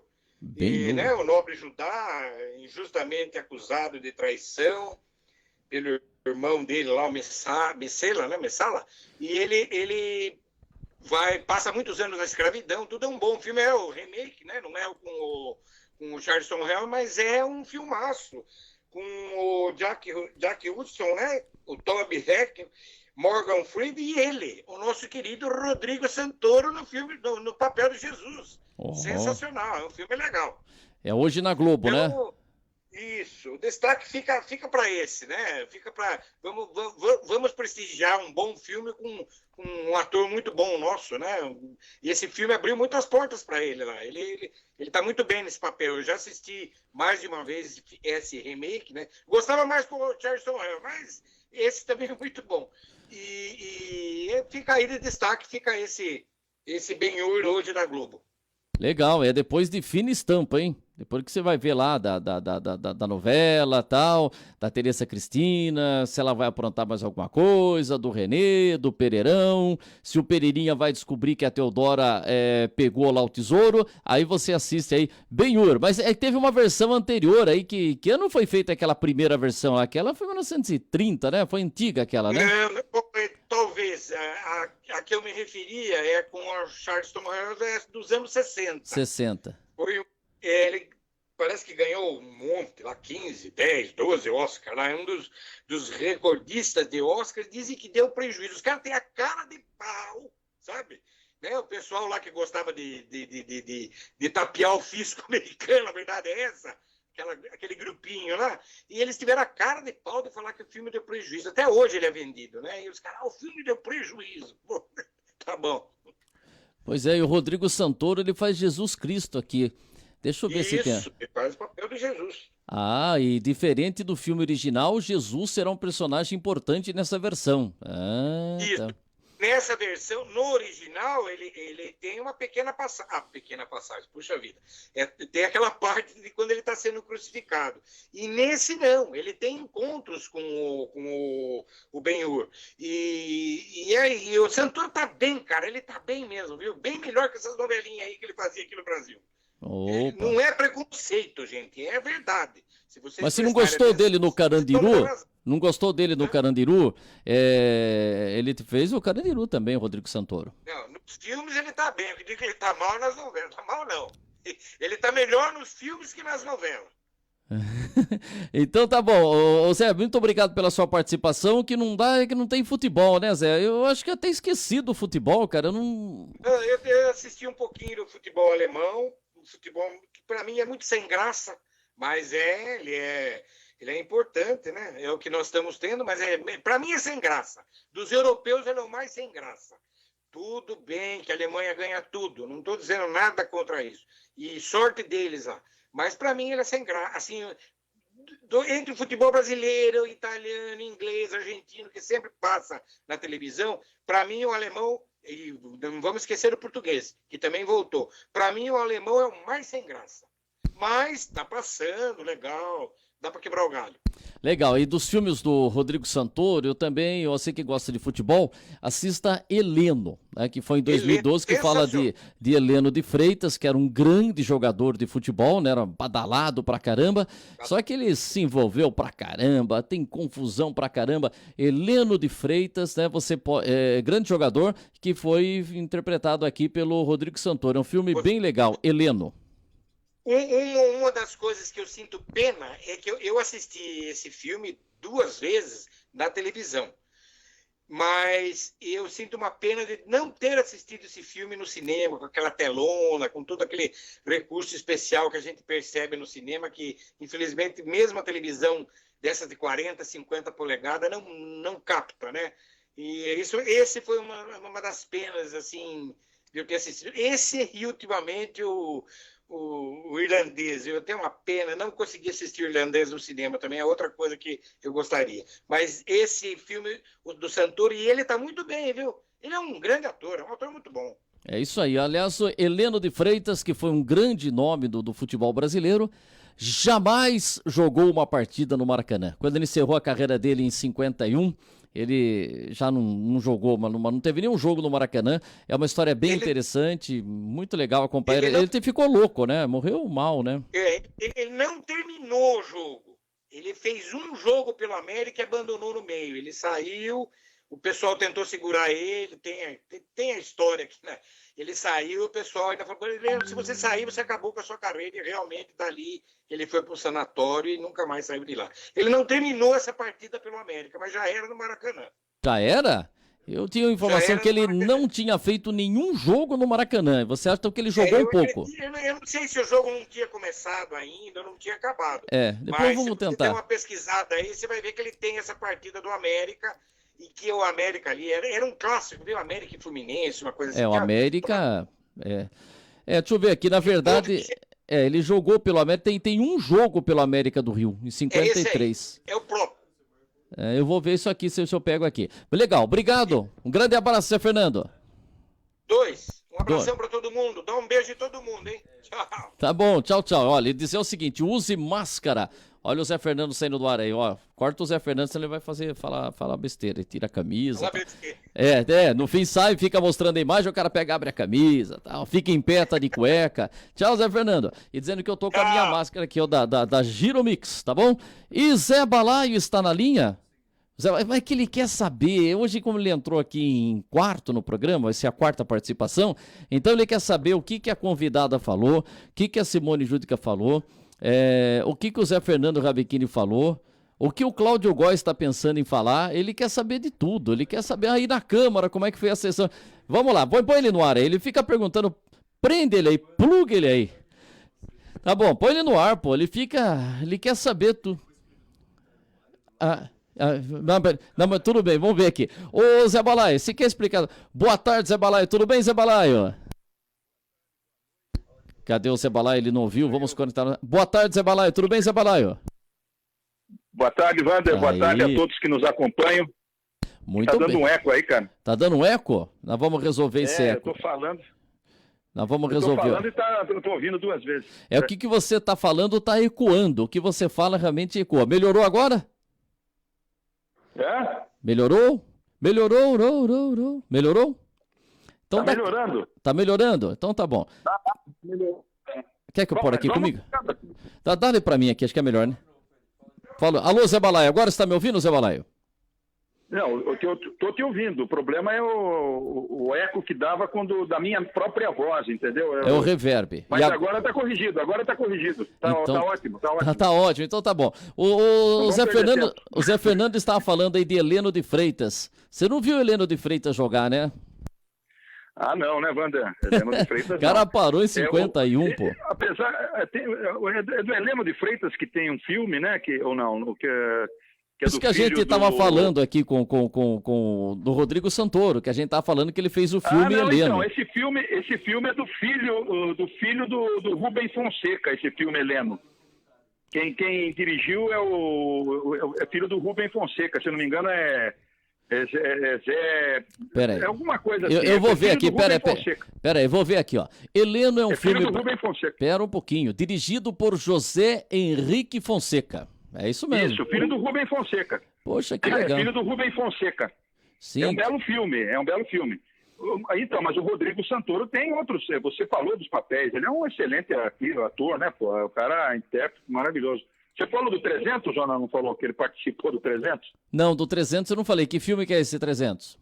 O 300 é uma versão daqueles 300 de Esparta lá que vão enfrentar, e ele é o vilão da coisa. Mas é baseado na história em quadrinho. É um belo filme também. E ele faz parte do como é o nome do Xerxes lá? Acho que é o Xerxes que tem todo um exército fabuloso e os 300 vão lá e enfrentam, e na medida dos embates eles vão ganhando. E depois ficou toda uma simbologia em cima desses 300 aí, que era a bravura, eles vão defendendo Atenas e Esparta, né? Em todas as fases das batalhas mais difíceis que pareciam, né? Então é um filme, e ele faz uma ponta, né? Mas na sequência desse filme ele trabalha com mais intensidade. Legal, é isso aí. Eu mandei os negócios aí, cara, o que aconteceu aqui? Deixa eu ver aqui. Você mandou um comentário, o que foi o comentário aqui? Então, primeiro é que eu mandei um comentário lá quando estava falando a professora Irma, né? Que são coisas que a gente usa no dia a dia, ou vê usando, ou lê também, e que doem no ouvido, né? Ou nos olhos, a gente lacrimeja até quando lê a pessoa falar a nível D, né? Eu coloquei isso daí para fazer.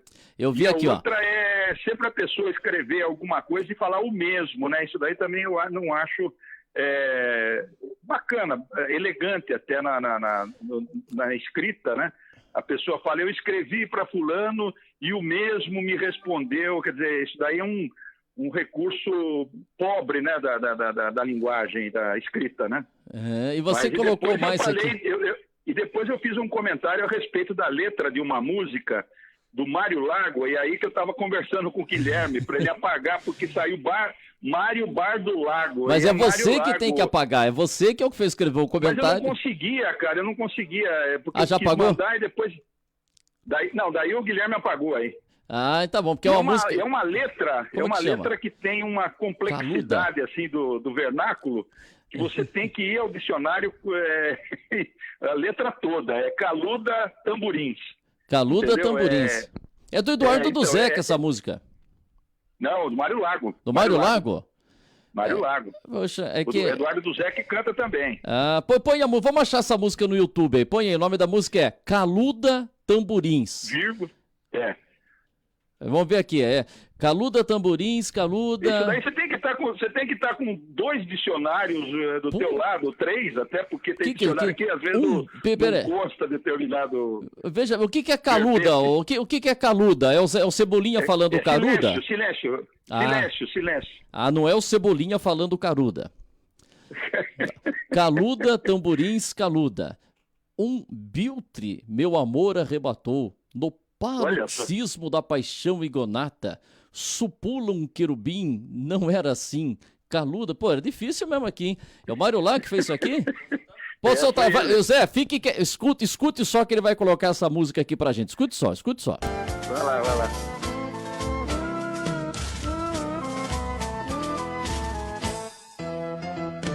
Caluda, tamborins, caluda, um biltre, meu amor, arrebatou, no paroxismo da paixão ignota, supula um querubim, não era assim. Caluda, tamborins, caluda, soai flangentemente, ai de mim. Vimo-nos no rol de gente e subrepticiamente olhar seu me datejou.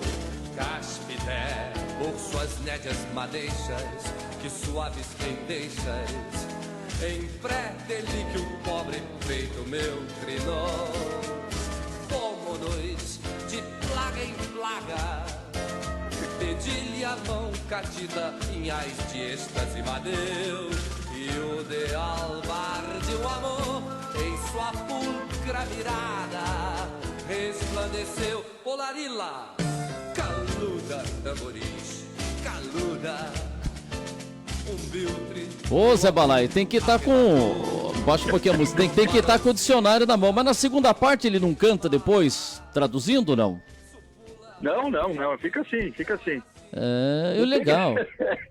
Não, então, eu estava com a professora e começaram os eflúvios da Simone e outras. Eu peguei. Viu? Aí eu me lembrei dessa música do que a gente eu me emprestei pro Dão esse LP do Mário Lago, né? O Dão, devolva, não devolveu?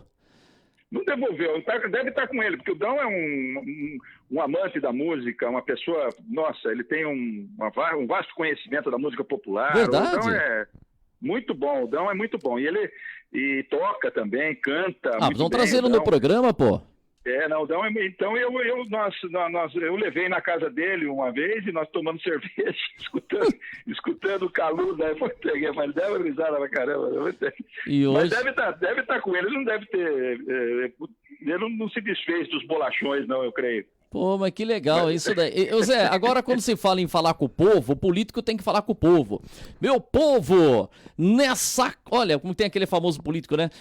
Meu povo, nesse bolso aqui, ó, nunca entrou um tostão do povo. Aí o cara lá embaixo fala, ei, carça nova, hein, chefe? Mas o político tem que falar a língua do povo, né? Claro, você tem que se fazer entender, né? Mas como que é aquela do Fernando Henrique que ele tava no comício e quando ele falou uma palavra lá, o que o Fernando Henrique falou no comício pro povo? Então, foi na disputa pela Prefeitura de São Paulo, foi a primeira eleição direta nas capitais, né? E ele Fernando Henrique disputou contra o Jânio Quadros. E nós fomos uma equipe aqui de São Roque para acompanhar o comício dele, que foi ali na República, ali, sabe? E o Jânio Quadros, foi o último dia de comícios, né? O Jânio Quadros estava fazendo dele na Praça da Sé e o Fernando Henrique estava fazendo ali na República. Então, nós estávamos ali, tinha bastante gente e tal, e aí o Fernando Henrique chegou a vez dele falar, por último, né, claro, e ele começou a ficar empolgado pela presença maciça das pessoas ali na frente, né, do palanque. Então, ele falou, quando eu vejo o povo todo aqui reunido, eu sinto um frêmito. Aí o Mário Luiz virou pra gente, né? Falou, perdeu a eleição. Ele falou, perdeu. Aí, quer dizer, você tem que falar a língua do povo, mas se fala alguma coisa aí que o povo pode dizer, ih, rapaz, se vier isso pra gente aqui, quer dizer, mas a gente tem que encontrar um meio termo, ao mesmo tempo em que você fala uma coisa difícil, acrescenta, quer dizer... Tem que ir passando, teve, né? Teve uma novela também que eu achei muito interessante, nunca me esqueço desse detalhe, foi acho que a novela Saramandaia, e tinha aquele Ari Fontoura fazia o papel de um cara de um advogado que falava muito bem e usava muito latim, né? E um dia ele fazia aquele discurso naquele cabaré lá e começaram a beber, e ele subiu na cadeira e começou a falar em latim, não parava de falar o discurso todo em latim. E aí 2 bêbados que estavam assim numa mesa ao lado, assim, falaram, nossa, como ele fala bem, eu não estou entendendo nada, mas ele fala tão bem. Então tem isso também, né, meu? Às vezes o cara mostra aquela verve toda e a pessoa fala, não, ele é sábio, ele tem conhecimento, né? Pois é, Zé, você falando esse negócio aí de memória e de novela eu entendo, principalmente quando tem o Google por perto. O professor que o Ari Fontoura fazia era professor Aristóbulo. Que novela que era? Não era Saramandaia? Saramandaia. Então, acertei. Tá, você tá bem, você nunca errou, nunca. Saramandaia. Mas nessa novela ele não era um lobisomem, era?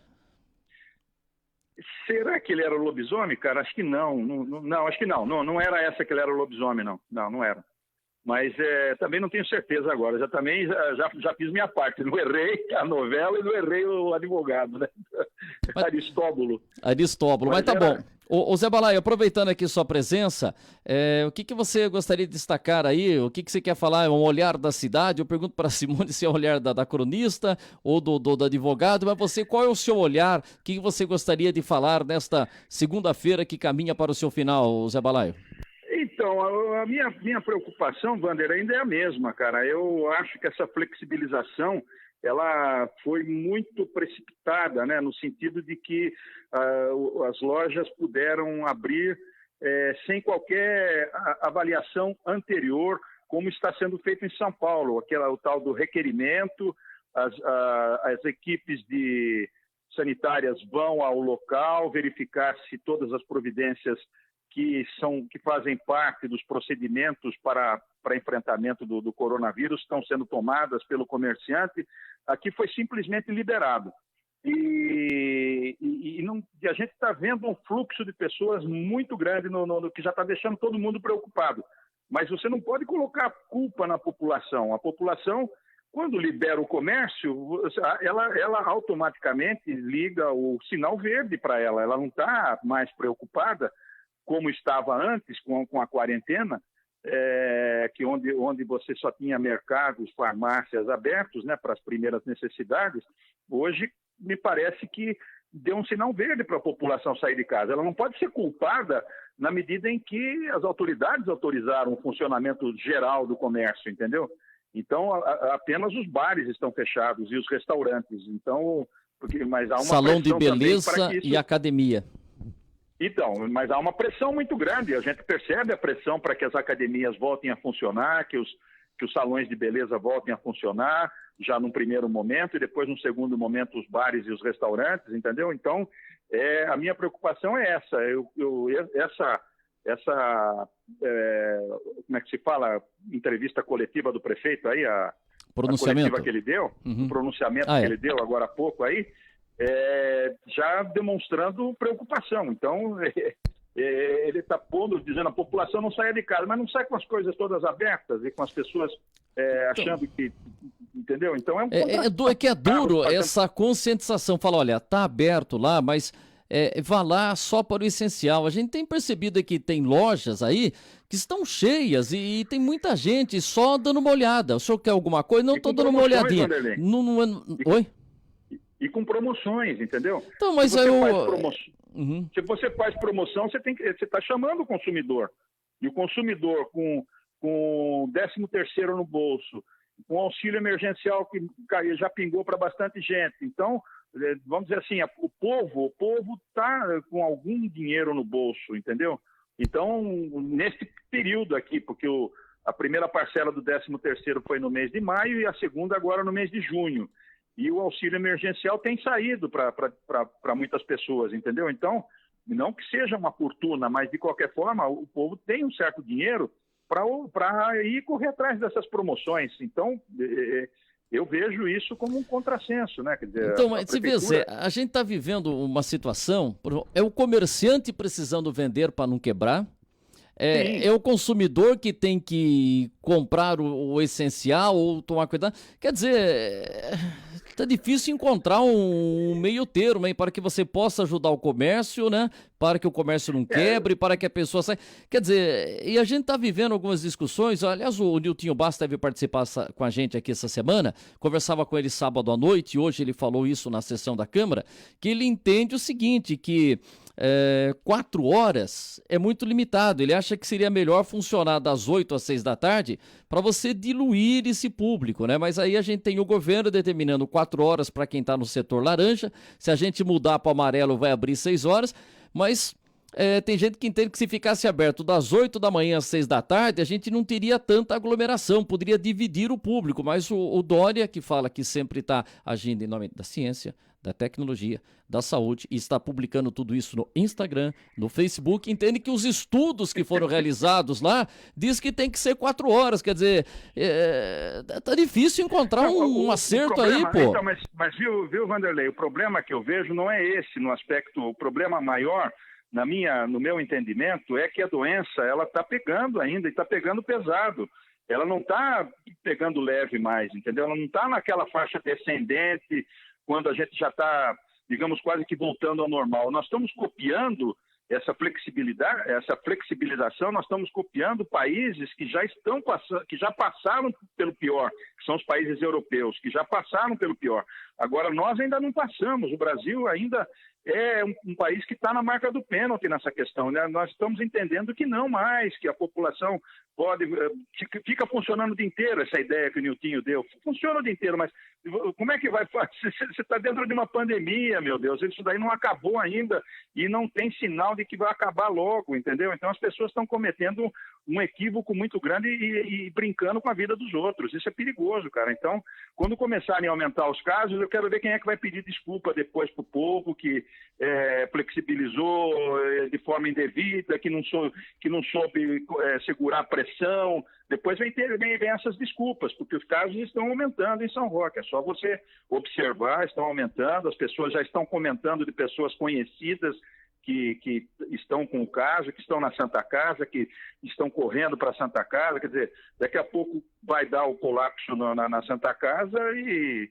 Entendeu? Então é complicado isso daí. Já tem gente falando, inclusive, isso daí eu não sei, não tem coletiva, né, para a imprensa perguntar para o prefeito, que não tem pessoal especializado tratando com a UTI e com os respiradores. Isso daí chegou para mim essa informação, entendeu? Mas o prefeito falou na última coletiva, quando teve lá, que já foi feita a contratação do pessoal. Eu não sei se, entendeu? Essa chegou para mim, que é uma coisa que está ocorrendo, pessoas que estão indo para lá, está um pessoal meio que perdido. Isso daí pode ser também um exagero, mas de qualquer forma chegou para mim. Gostaríamos que as autoridades falassem claramente se existe pessoal preparado. Se existe pessoal preparado, técnicos que foram contratados, apresentar os nomes, quantos foram, onde estão.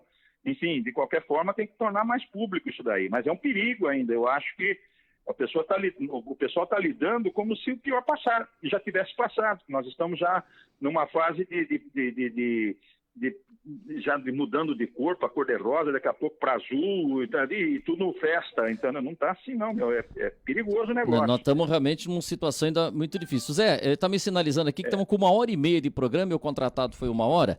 Então o Jair já está quase voando no meu pescoço aqui. Eu só quero fechar com uma informação importante. Nessa terça-feira, dia 9 de junho, a Câmara Municipal de São Roque vai realizar 2 audiências públicas à Prefeitura da Estância Turística. A apresentação do primeiro quadrimestre do ano 2020, atendendo a exigência da lei federal, e depois nós vamos ter uma outra, e às 14 horas, a apresentação dos resultados da saúde, será feita a Comissão Permanente de Saúde e tal. Então amanhã nós teremos 2 audiências da Câmara Municipal, às 9 da manhã e depois às outras 2 da tarde. E atenção, olha o que a gente tem de novidade. As 2 audiências públicas serão transmitidas em tempo real no site da Câmara, também no canal do YouTube e no Facebook. E pelo Facebook, as pessoas que estiverem acompanhando poderão enviar perguntas, questionamentos, dúvidas sobre a apresentação de dados, informações. Então isso é muito importante. Você falou nessa questão de saúde, amanhã a comissão vamos ter às 2 da tarde a apresentação dos resultados da saúde. Então, e as pessoas poderão fazer perguntas pelo Facebook. Olha, isso é uma coisa bem interessante amanhã, hein, Zé Balaio?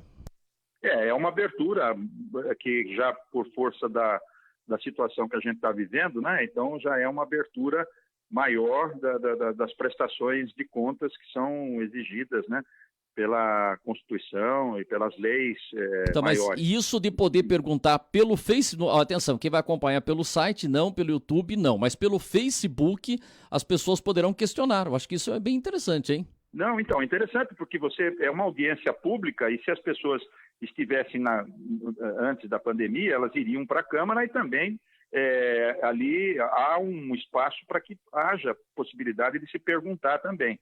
Agora, no Facebook é mais fácil esse tipo de interação, então eu acho positivo que se faça isso e é também a oportunidade de nós verificarmos o que já foi gasto na saúde por conta dessa situação do coronavírus, né? Então a gente já vai poder ter um reflexo da situação econômica da prefeitura e das dificuldades que podem estar sendo desenhadas para o futuro com relação a a economia do município, né? A situação que não pode... A gente sabe também que o município vai passar por maus bocados lá na frente, né? E o país como um todo, né? Entendeu? Então... Ô Zé, deixa eu só interromper, já interrompendo, o nosso Vinícius Paes, que você é fã dele, grande músico, ele dizendo que não deveria abrir ainda, né? Que a curva está subindo e tem gente abrindo o comércio. Então ele xinga o Dória aqui, fala que o Dória está sendo uma vergonha, e na opinião dele o correto era o governo oferecer linhas de créditos e subsídios aos comerciantes e pagar o auxílio de forma mais dinâmica para garantir que o povo fique em casa. Daqui 2 semanas iremos colher os frutos nefastos desta abertura. Tá aqui a opinião do Vinícius Paes. Concordo com ele. E a Simone Júdica está mandando aqui uma informação, falou assim, olha, 10 casos positivos confirmados de ontem para hoje em São Roque. O boletim acabou de sair agora há minutos. Olha aí, eu digo para você, é triste isso daí, cara. Não sei qual o problema de se segurar mais um pouco em função de resguardar as vidas das pessoas, entendeu? Eu concordo plenamente com o Vinícius. A economia, ela vai ser a economia do país, já está sacrificada. Então, o governo tem que criar determinados mecanismos de comprometimento até dos seus recursos, para que lá na frente você possa contar com a força do trabalho de todos para o país se recuperar. Mas neste momento nós vamos botar tudo a perder, o que estava sendo bem feito até, entendeu? Então a gente só estava elogiando o trabalho bem feitinho, estava ali, São Roque. Daqui a pouco vai sair dos 2 dígitos, daqui a pouco vai dar um sinal de alarme geral. Opa, eu quero ver quem é que vai pedir desculpa depois e como é que vai ser esse pedido de desculpa. E outra coisa, né? O Niltinho participar com a gente aqui durante a semana, né? Então foram 10 casos positivos, né? Já está em 90 e poucos, não está? Então, 96. Então, já vai 96. Sair dos 2 dígitos. Então, deixa eu ver aqui que a Adriana mandou pra gente, a assessoria de imprensa, são 10 resultados positivos, de ontem para hoje. Anote aí, Jair. 3 crianças, meninos de 5 meses e 3 anos, e uma menina de 1 ano. Um adolescente, um menino de 15 anos, 5 adultos, mulheres de 34 e 35 anos, que são 2 mulheres, e os homens 35, 41 e 43. E uma idosa de 81 anos. Então, atenção, os 10 casos positivos que tivemos de ontem para hoje aqui, né? 3 crianças, um menino de 5 meses e outro de 3 anos e uma menina de 1 ano. Um adolescente ou menino de 15 anos, 5 adultos. São 2 mulheres, uma de 34 e outra de 35 anos, e são 3 homens, 35, 41 e 43 anos, e uma idosa de 81 anos. E ontem nós tivemos a confirmação da 5ª morte em São Roque. São agora, números... então, só deixa eu falar um instantinho. Claro, à vontade. Então, mas esses 10 casos, a gente não pode entender como sendo casos em si. São 10 pessoas que tiveram. Não, são 10 pessoas que cada uma delas pode ter conversado, contaminado outras tantas, entendeu? Então, você não tem... talvez elas vão ter que ficar em quarentena, claro, e vão ter que ser sondadas quais as pessoas com quem elas tiveram contato, onde os ambientes em que elas frequentaram, entendeu? Então, esses 10 casos já podem ter se tornado outros tantos, entendeu? Porque não é uma pessoa não pega e fica quietinha, ela já transmitiu, ela conversou, ela não sabia que ela estava, ela tem um ambiente familiar, ela foi a algum lugar, ela foi no mercado, alguma coisa, você não sabe quais o alcance de movimento que essa pessoa teve, entendeu? Você não sabe o quanto tempo demorou 12 dias para manifestar esse sintoma nela, o que ela fez nesses 12 dias, entendeu? Então não é simples o negócio. Então, você veja que esses 10, infelizmente, eles podem ter contaminado bastante gente, crianças, judiação, crianças. Quer dizer, a turma fala que elas são as mais imunes, né? Mas não tá demonstrado isso, não. Pelos casos que você demonstrou agora, está mostrando que criança também é alvo do vírus, entendeu? É perigo isso daí, é perigo, sinal de alerta, não sinal verde, não. É uma pena. É isso aí, a situação é preocupante. Zé Balai, amanhã a gente volta. Deixa eu falar quem vem amanhã no programa. Amanhã, pré-candidato a prefeito de Mairinque, professor Giovanni. Professor Giovanni amanhã vai participar. Se participa mandando uma pergunta para ele aí, Zé Balai? Não, eu participo. Se não mandar pergunta, manda um abraço e desejar sucesso. Mas um abraço virtual, pô, abraço virtual só. Não, mas eu sou fã do Giovanni, eu gosto muito dele. Ele já esteve aí no programa diversas vezes, é uma pessoa com quem eu tenho amizade já há um bom tempo, né? E, inclusive, nós nos encontramos no programa e ele achou que eu fosse uma pessoa que ele encontrou lá atrás e tal, e era eu mesmo, entendeu? Então, Giovanni, eu gosto muito dele. E nem conta essa história. Ele reconheceu você de tempos passados. Não é aquela história do Caparelli? Posso contar aquela história do Caparelli? Pode, você que está falando, você que vai ser processado. Qual que é a história do Caparelli? Tenho ótimas histórias do Caparelli. Grande abraço. Vamos botar. O Caparelli tem Skype, ele tá moderno, não tem? Por telefone. Ele tudo, Caparelli. Ele me mandou 2 livros hoje para eu ler. Porra, que livro ele mandou para você? Fale os títulos aí. A Ilha Perdida. Não, ele mandou um do Apolônio de Carvalho, né, um comunista antigo, que ele comprou para me dar de presente. A vida do Apolônio de Carvalho. E a outra, eu nem sabia, ele estava me contando, está ali em cima no quarto, sobre o Japão na Segunda Guerra Mundial, que eles queriam ir para cima, não queriam a rendição, né? Então ele falou que esse autor aí é muito bom e tem bastante documentos históricos, então é sobre a Segunda Guerra Mundial no aspecto da resistência ao rendimento que diversos generais japoneses queriam ir para o pau, né? E se mataram por conta disso, não queriam aceitar esse tipo de rendição, né? E ele me mandou esses 2 livros. O Bruno César, o sobrinho dele, meu querido amigo, advogado da prefeitura, veio trazer para mim aqui os 2 livros. Eu pensei que era aquele Bruno César que tinha jogado no Corinthians um pouquinho. Não, chuta-chuta. Chuta-chuta. Não, o Bruno César é uma pessoa espetacular. É filho do Livito, o irmão dele. Nossa, é muito legal, Bruno. Agora, a história eu vou contar. É uma história meio picantinha, mas dá para conta a história, esqueci. Então conta a história do Caparelli. Então, cara, o Mário Villa, ele tem um motel ali na Carinhoso. Aliás, deixa eu perguntar uma coisa para você. Peraí, Zé. São Roque pode ter motel? Você que foi vereador? Se eu quiser se eu quiser meter um motel na praia, se eu quiser montar um motel, como é que eu faço? Então, você tem algumas coisas que a legislação proíbe, mas ela também, você tem o gaste ali no Marmeleiro, né? Na divisa de São Roque com Mairim, que é em São Roque o gaste, é um motel que nós temos em São Roque, aquele do acesso a Castelo Branco não é mais São Roque ali, né? Ali o IP acho que não. É o IP. Conhece todos também. A legislação é um pouco mais rigorosa em São Roque, mas ainda temos um motel em São Roque e Algaço. Estamos fazendo aqui um merchan pro Terraçã, Paulo Terraçã. Mas por que não pode ter motel? O que proíbe ter motel? Sorocaba tem, São Paulo tem um monte, por que São Roque não pode ter motel? Você tem que ter, normalmente o motel ele fica nas estradas, né? Nas rodovias, e São Roque acho que tem poucas rodovias. Pô, que vai ter rodovia, Castelo, rapaz. Mas conta do Caparelli, depois você fala, o Mário Villa, o motel Carinhoso em São João Novo. Então, o Mário Villa tem esse motel lá, tem até hoje, e ela divisa São Roque com Itapevi. Está em Itapevi, portanto. Então, ele fez uma ampliação lá no motel, e ele nos convidou para dar uma chegada lá para tomar umas com ele. Não, né? Pera aí. Inauguração de ampliação de motel eu nunca vi. Ele fez uma ala nova, bonita, moderna, lá atrás isso, né? Hoje pode ser que já esteja defasado, mas tinha banheira, aquele troço todo, muito bonito.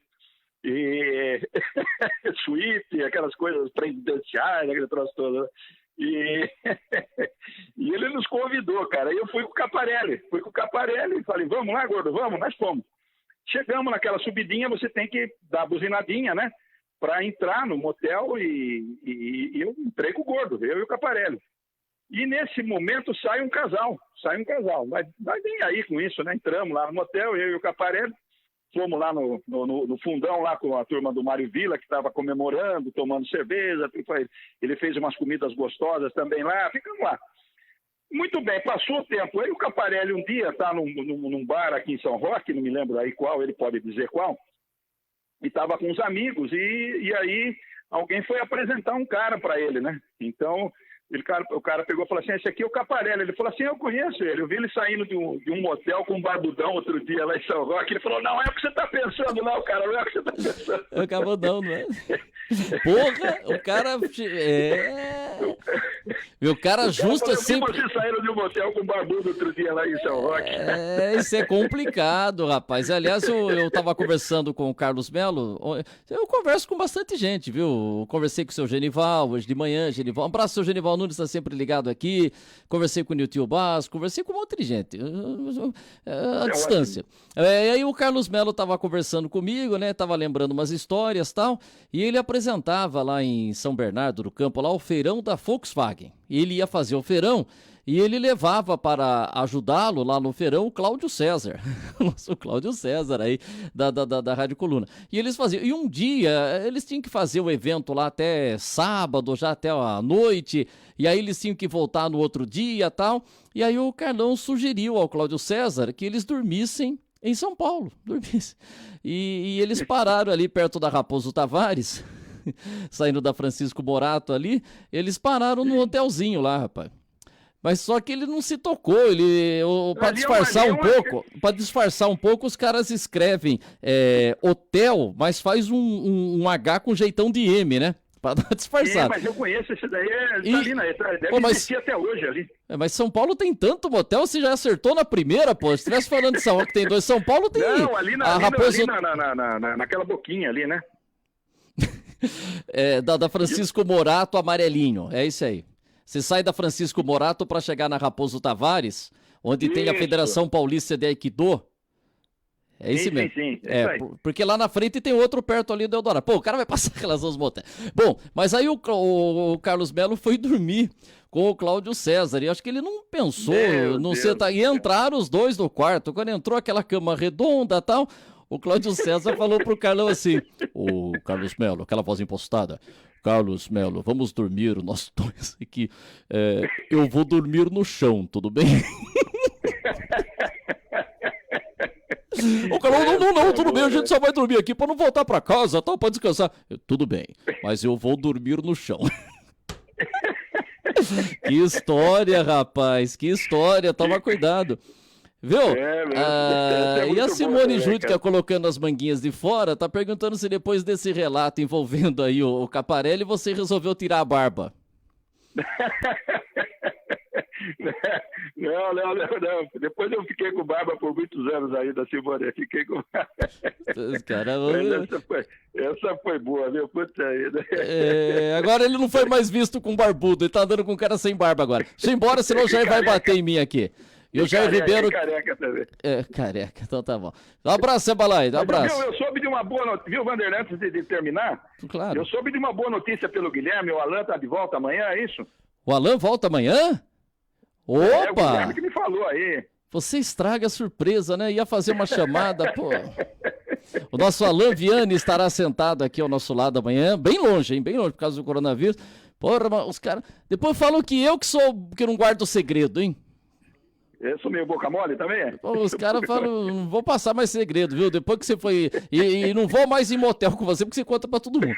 Um abraço, tchau. Tchau, querido, tchau. Põe o Cláudio Góes aí. O Cláudio Góes quer falar 1 minuto e 40. Então vamos lá, Cláudio Góes, 1 minuto e 40, que você deu um recado hoje para a população de São Roque e tá lá na manchete no meu site lá. O Cláudio Góes está preocupado. Prefeito de São Roque, Cláudio Góes, alerta. São Roque pode retroceder na flexibilização se a gente continuar com esse aumento, com tanta gente circulando pelas ruas. Vamos ouvir o prefeito Cláudio Góes. Tá colocando ele no ponto ali. Porque, tá essa preocupação. Hoje não tem pronunciamento do Cláudio, ele fala nas terças e quintas normalmente, ou excepcionalmente se o fato exigir. E hoje o Cláudio gravou essa mensagem para a população, preocupado aí com o aumento do número de pessoas nas ruas, aumento do número de casos. Vamos ouvir. Não, era só para criar um suspense. Tá. Vamos lá, Cláudio. Uma mensagem muito importante para a população de São Roque.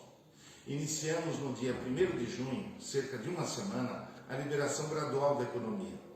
Algumas atividades comerciais voltaram a funcionar no centro, nos bairros e nos shopping centers, por 4 horas diárias. E nesses dias o volume de pessoas nas ruas foi muito grande. Isso é muito preocupante, pois se os casos continuarem aumentando como estão, não teremos outra alternativa, senão retroceder as atividades que foram liberadas e restringi-las, voltando para a primeira fase, a fase vermelha. Isso para a preservação da saúde e da vida de todos. Estamos iniciando uma semana, uma nova semana, e precisamos ser conscientes. Para tanto, evite sair de casa. Oriente as pessoas com mais de 60 anos e também as crianças que não circulem pela cidade. E se precisar sair por uma necessidade, use máscaras e cumpra os protocolos sanitários, lavando as mãos, usando álcool em gel e mantenha o distanciamento social. Esta é uma maneira, é a única, aliás, de enfrentarmos essa pandemia e vencê-la. Um abraço e uma boa semana a todos. Tá aí o recado do prefeito Cláudio Góes. E amanhã tem pronunciamento e na quarta-feira a gente vai ter uma definição do Palácio dos Bandeirantes para ver como é que fica a classificação das regiões. Hoje eu vi um trecho da coletiva e aí falando-se que aumentou o número de leitos, entendeu? E falando que ninguém vai ficar sem atendimento em São Paulo, né? Mas a gente precisa realmente ficar muito atento e você só saia da sua casa se realmente você precisar, entendeu? Sábado eu precisei dar uma saidinha, passar numa farmácia e o que tinha de gente andando, o Jair Ribeiro colocou fotos na nossa página aqui da Giro Mix, parecia compra de Natal. Muita gente, principalmente Doutor Estevô, muitas lojas com uma grande movimentação e a gente precisa realmente tomar muito cuidado. Os comerciantes pedindo abertura, a gente teve o início da flexibilização, as pessoas saindo às ruas, mas, poxa, a gente precisa tomar muito cuidado. E outra coisa, eu vi muita gente sem máscara, entendeu? O mínimo que, olha, sem máscara nesse momento. Então, a gente o coronavírus não foi resolvido com um decreto. Seria bom, olha, o presidente metesse um decreto lá, o prefeito, o governador, o Papa falasse, olha, não tem mais. Não, a gente está vivendo ainda esse momento muito difícil, a gente precisa ter muita consciência. Se teve início a flexibilização do comércio, faça o essencial, né? A gente vê, na Praça da Matriz, tem gente que para na praça, aquele vídeo que a gente mostrou sexta-feira aqui,